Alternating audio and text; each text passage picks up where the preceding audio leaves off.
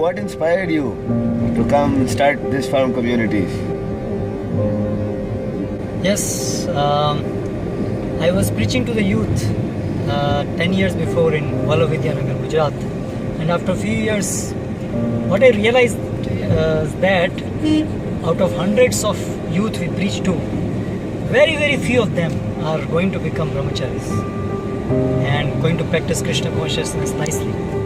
But rest of them, they leave that college and then they go to different cities, not able to get association of the devotees, and thereby get lost in Maya because of lack of devotee association, one thing, and second, because of that intense working hours and that whole atmosphere.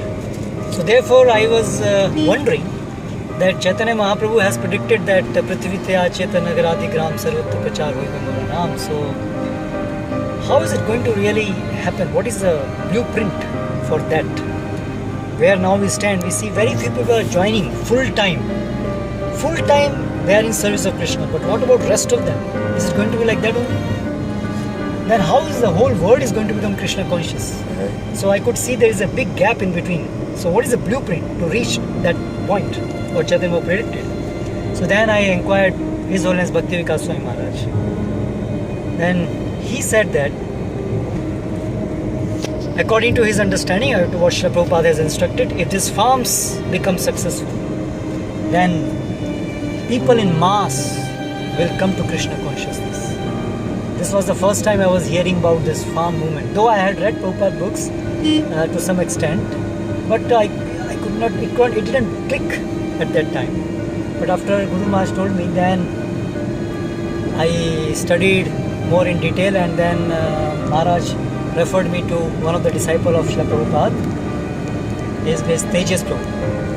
And then gradually I came to understand that Srila Prabhupada, that was his one of the important strategy in revolutionizing this whole world into Krishna consciousness, that for the mass we should start these farm communities, and where we can gradually establish the whole Varna system, Varnashram system, so that people of all the Varnas can join full time. Now what is happening, if we are only in the cities, and that means city temples are basically meant for only brahmacharis or sannyasis in majority, that is full time preachers, that means brahmanas. But what about the rest of people? In any society there are going to be only very few brahmanas comparing to other varnas. So therefore in the farm communities, people of all the varnas, of all the occupations, they can serve Krishna full time, one, and secondly, they can all be together. All devotees can be together, always in devotee association. No need to associate with non-devotees except for preaching. You don't associate with non-devotees at all, just mingle with them only for preaching. So this was a great insight, and then now I am gradually realizing myself how it is really so.